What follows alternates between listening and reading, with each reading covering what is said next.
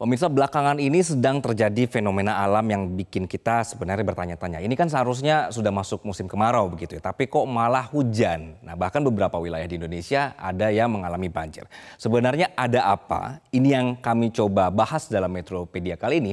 Apalagi keheranan kita juga diperkuat dengan informasi yang pertama yang akan saya tampilkan, pemirsa, bahwa BMKG mengeluarkan peringatan dini hujan lebat meski kita sedang musim kemarau. Oke, jadi sebenarnya saya akan Oke.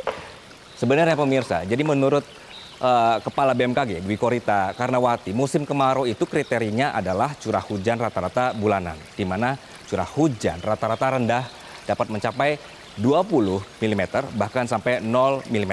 Dan ini skala waktunya bulanan, 5 sampai 6 bulan begitu. Kenapa sekarang malah jadi hujan lebat? Ini kan ternyata ada penjelasannya. Jadi saya akan tampilkan informasi yang kedua, tapi saya akan pindah dulu. Pemirsa, ini sepertinya airnya akan terus naik. Oke, ini ada tempat yang bisa saya pijak juga. Sebentar ya. Oke, sebentar. Iya. Nah, ini dia pemirsa. Oke, jadi penjelasan kenapa sekarang hujan lebat di saat musim kemarau ada di sebelah saya ini, pemirsa. Jadi menurut BMKG ada 3 poin yang menjadi pemicu hujan lebat di musim kemarau.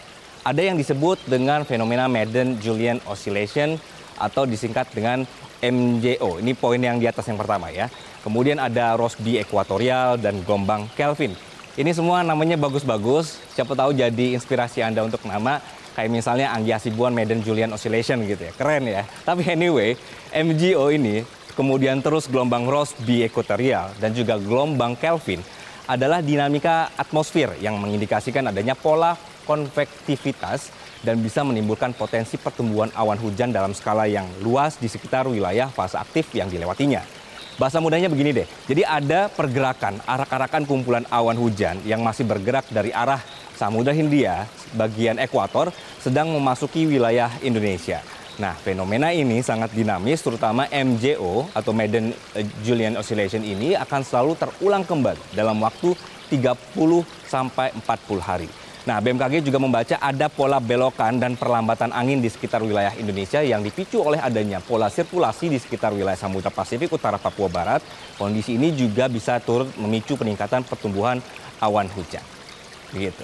Oke, selanjutnya pemirsa.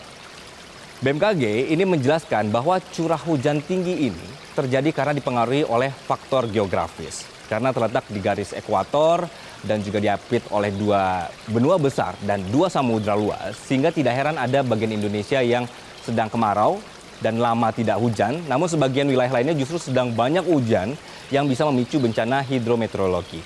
BMKG kemudian membagi seperti ini, pola hujan yang ada di Indonesia, ada ekuatorial atau tropis, ada yang tandanya curah hujan tinggi sepanjang tahun dengan tidak ada musim kemarau. Kemudian ada pola monsunal, ini jelas terlihat ada pergantian antara musim hujan dan juga kemarau. Satu lagi adalah pola hujan yang ciri-cirinya ada pengaruh besar dari kondisi lingkungan fisik setempat. Misalnya ada bentang perairan atau lautan, pegunungan yang tinggi, itu contoh-contohnya. Nah, karena BMKG tadi sudah dijelaskan kenapa di musim kemarau ini malah masih hujan lebat begitu ya. Ini menjadi alarm untuk kita agar waspada bencana banjir. Kita keluarkan data selanjutnya. Ini berarti kan dengan adanya peringatan dini dari BMKG soal hujan lebat, seharusnya sudah siap-siap kita hadapi peningkatan debit air dan juga kemungkinan banjir.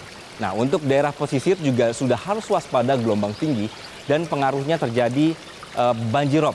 Nah, jadi daripada ini jangan dianggap sepele pemirsa. Karena hal seperti ini kami mengajak Anda untuk terus menyimak informasi dari berbagai media soal informasi banjir untuk meningkatkan kesiapsiagaan.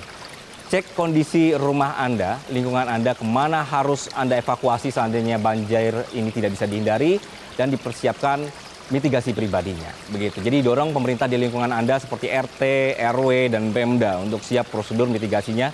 Jangan sampai kita semua gagap bencana dalam menghadapi situasi yang mungkin bisa terjadi. Begitu. Nah, ini penting, ilustrasi Metropedia ini, pemirsa yang kami gambarkan seperti ini bukan untuk menakut-nakuti Anda ya, tapi ini untuk mengingatkan kita bahwa ada fenomena alam yang terjadi, kita tidak bisa menghindari, tapi bisa meminimalisir dampaknya. Begitu. Sekian untuk Metropedia saat ini. Metro Siang akan kami lanjutkan usai jeda.